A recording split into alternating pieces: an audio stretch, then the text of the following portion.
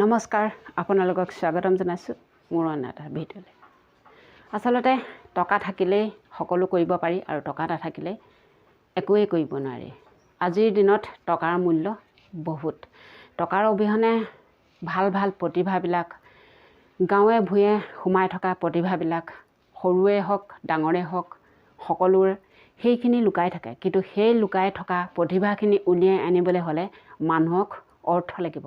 গতিকে অৰ্থৰ যাৰ অভাৱ, বহুত অভাৱ, সেইসকল প্ৰতিভাৱান হৈও কিন্তু ৰাইজৰ আগলৈ ওলাই আহিব নোৱাৰে। বিদেশী বঙালী ৰজা বহতীয়া হ'ল, অধিকাৰ স্বাভিমান ভাষা মোৰ অভিমান, বনিয়াৰ হাতলে গ'ল দিচাং মুখৰ একা বেকা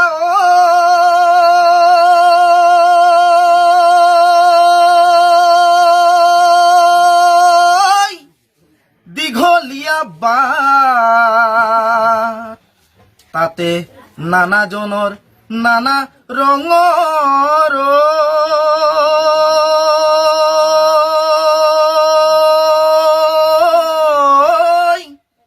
সমন্বয়ৰ ঘাট।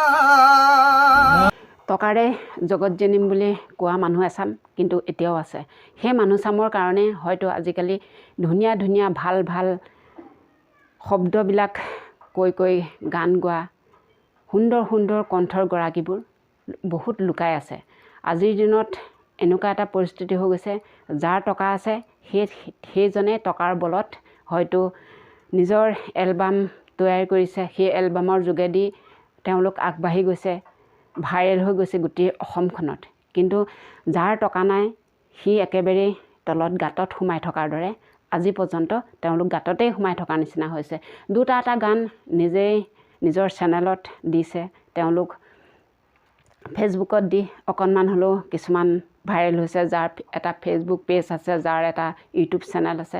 গতিকে যিখিনি সেইখিনি নাই বা এণ্ড্ৰইড মোবাইল এটা কিনিবলৈ কাৰোবাৰ শক্তি নাই, তেওঁলোকতো সেইখিনি কৰিব পৰা নাই। তেওঁলোকৰ যিখিনি সুমধুৰ কণ্ঠ তেওঁলোকৰ গাতে আছে। তেওঁলোকে নিজৰ গাঁৱে ভূঞে যি অনুষ্ঠান সহ হয়, স্কুলত খেল ধেমালি হয়, সেইখিনিতে তেওঁলোক তাতে গাই মানে সুনাম বুটলিবলৈ সক্ষম হয়।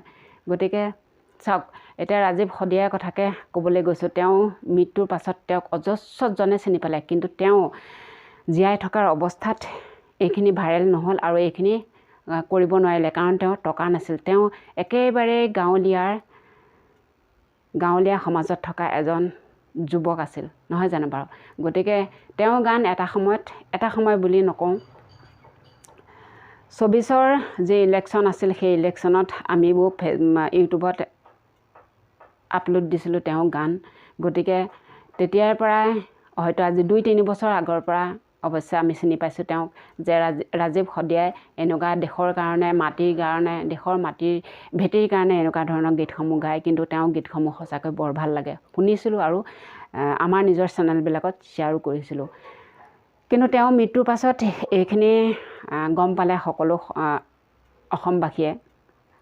আচলতে তেওঁ কোনো টকাৰ বিনিময়ত গান গোৱা নাছিল। য'ত গাইছিল তেওঁ যি দিয়ে, সমিতিখনে যি দিয়ে সেইকেইটা টকাই লৈ তেওঁ গান গাই ঘৰলৈ উভতি আহিছিল। কোনোদিন ডিমাণ্ড কৰা নাছিল। হয়তো সেইবাবে তেওঁ ভাইৰেল হ'ব নোৱাৰিলে অসমৰ ৰাইজৰ মাজত। কিন্তু তেওঁক যিমানখিনি ৰাইজে জানিছিলে সিমানখিনি ৰাইজে তেওঁক চিনি পাইছিলে। কিন্তু মৃত্যুৰ পাছত বহুতেই চিনি পালে মানে তেওঁলোকৰ শিল্পী সমাজৰ যিখিনি শিল্পী, বহুত শিল্পীয়েও অৱশ্যে তেওঁলোক চিনি নাপাইছিল। সেইটো কোনো ডাঙৰ কথা নহয়, চিনি নোপোৱাটো। এজন মানুহে ইজন মানুহক চিনি নোপোৱাটো আচলতে বহুত ডাঙৰ কথা নহয়। কিন্তু কোনোবাই কাৰোবাক কেতিয়াবা দেখিছে কিন্তু পাহৰি গৈছে, তেনেকুৱাখিনি মানুহৰ হয়ে। জুবিন দাৰো আচলতে ভুল নাই বুলি ক'লেও বেয়া নহ'ব। তেওঁৰ কথাত কিন্তু বেয়া লাগিছে, হ'লেও ভুল নহয় বুলি ক'লেও সিমানখিনিত বেয়া নহয়। সলালে উহুতি সাগৰলে বব, মোক এৰিলেও তুমি স্মৃতি থাকি যাব। অনয়ে সলালে উহুতি সাগৰলে বব মোক এৰিলেও তুমি স্মৃতি থাকি যাব ঠাই সাগৰত তুমি মোকে ঠেলি দিয়া মোকে কন্দুৱাই তুমি আনৰ যদি হোৱা এদিন তুমি নিজেও কান্দিবা তুমি জানানে এদিন তুমি নিজেও কান্দিবা নৈয়ে সলালেও সুতি সাগৰলে বব মোক এৰিলেও তুমি স্মৃতি থাকি যায়ে এৰি গ'ল ভালেই হ'ল ঐ মোৰে জান ভালেই হ'ল ঐ মোৰে জান বালিতনো খেলিবলৈ পাম তুমি এৰি গ'লা ভালেই হ'ল ঐ মোৰে জান ভালেই হ'ল ঐ মোৰে জান জাতি নহয় জাতি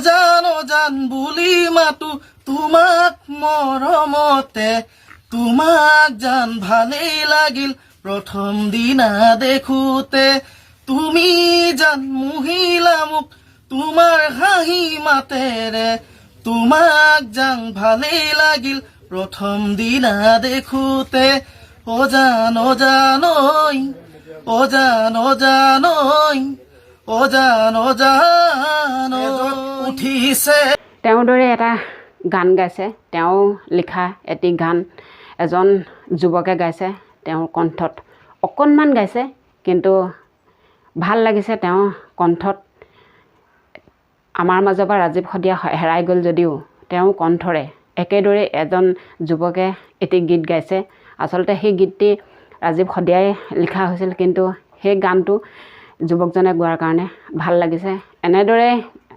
কেতিয়াবা ক'ৰবাত হ'লেও গাঁৱে ভূঞে হ'লেও এদিন নহয় এদিন ৰাজীৱ শদিয়াৰ দৰে জাতি মাতি ভেটিৰ গান গোৱা এজন হ'লেও মানুহ ওলাব নিশ্চয় নোলোৱাকৈ নাথাকে কাৰণ সেইবাবে কৈছোঁ টকা যাৰ আছে সি ভাইৰেল হৈ গৈ থাকিব ডাঙৰ ডাঙৰ মানুহ হৈ গৈ থাকিব কিন্তু যাৰ টকা নাই বহুত ধুনীয়া এটা কণ্ঠ হ'লেও বহুত ধুনীয়াকৈ গান চান গোৱা মানুহ হ'লেও সি কেতিয়াও ভাইৰেল হ'ব নোৱাৰে আৰু এনেকুৱা এখন ডাঙৰ মঞ্চত তেওঁলোকে স্থান নাপায় এইকাৰণে নাপায় তেওঁলোকক তেনেকৈ উলিয়াই নিয়া মানুহ তেওঁলোকৰ বেকগ্ৰাউণ্ডত নাথাকে গতিকে লগত তেনেকুৱা মানুহ থাকিব লাগিব তেনেকুৱা ডাঙৰ ডাঙৰ মঞ্চলৈ তেওঁলোকক লৈ যাবলৈ তেতিয়াহে তেওঁলোক গাঁৱে ভূঞে সোমাই থকা যিখিনি প্ৰতিভাৱান ল'ৰা ছোৱালী আছে তেওঁলোক নিশ্চয় ওলাই যাব পাৰিব আৰু অসমৰ ৰাইজে তেওঁলোকক চিনি পাব নহয় জানো বাৰু যদি তেনেকুৱা মানুহ লগত নাথাকে তেনেহ'লে নিশ্চয় তেওঁলোক